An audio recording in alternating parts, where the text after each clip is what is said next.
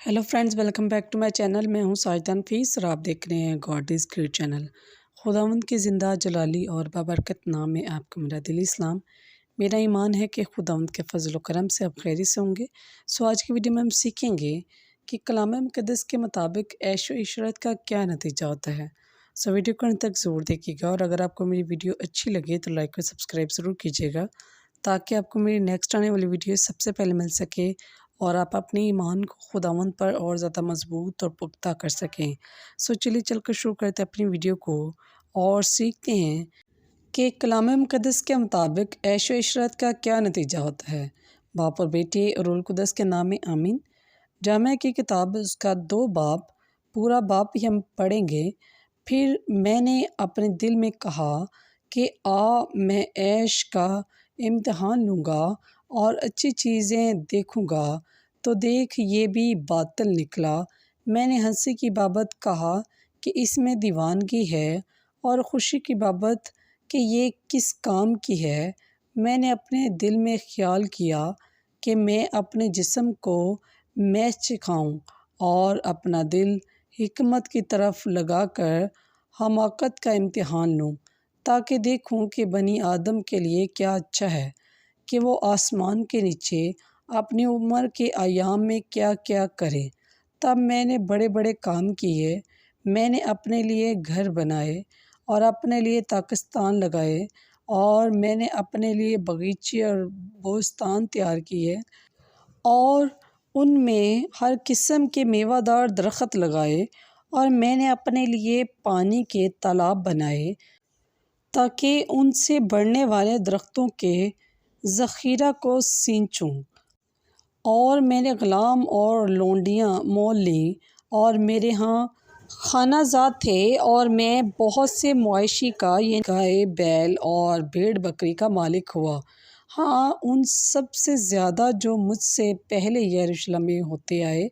और मैंने अपने लिए चांदी और सोना और बादशाहों और मुल्कों के ख़जाने जमा किए और मैंने गाने वाले और गाने वालियाँ और तमाम दुनियावी असबाब ऐश मुहैया किए।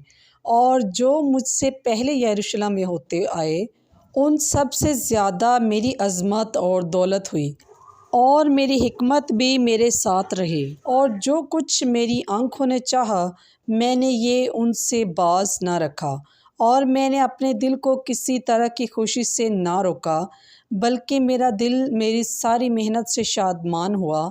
मेरी सारी मेहनत में से यही मेरा हिस्सा था।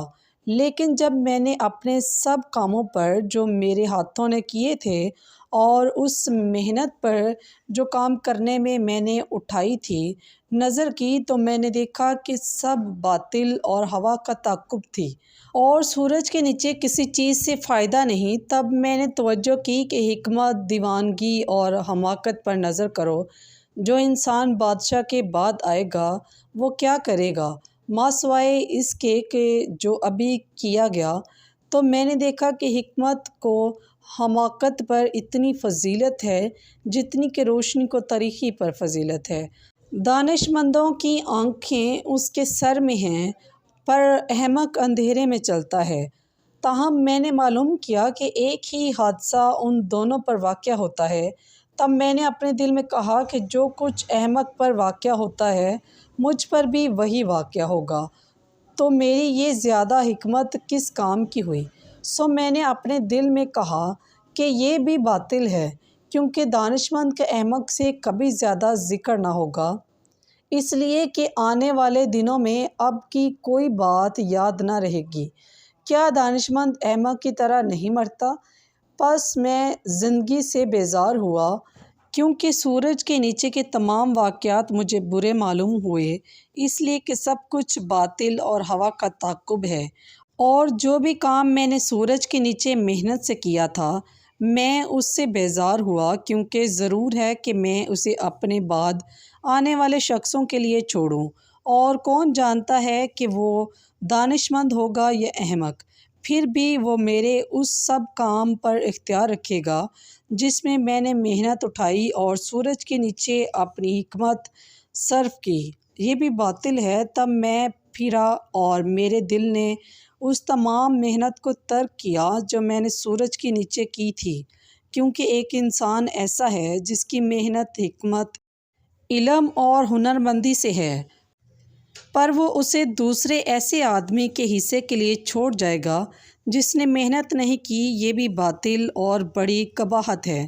تو انسان کو اپنی تمام محنت اور اپنے دل کی اس بیزاری سے کیا فائدہ ہے جو اس نے سورج کے نیچے اٹھائی، کیونکہ اس کے تمام ایام اندرو اور اس کا شغل مصیبت ہے، یہاں تک کہ رات کو بھی اس کا دل آرام نہیں پاتا، یہ بھی باطل ہے۔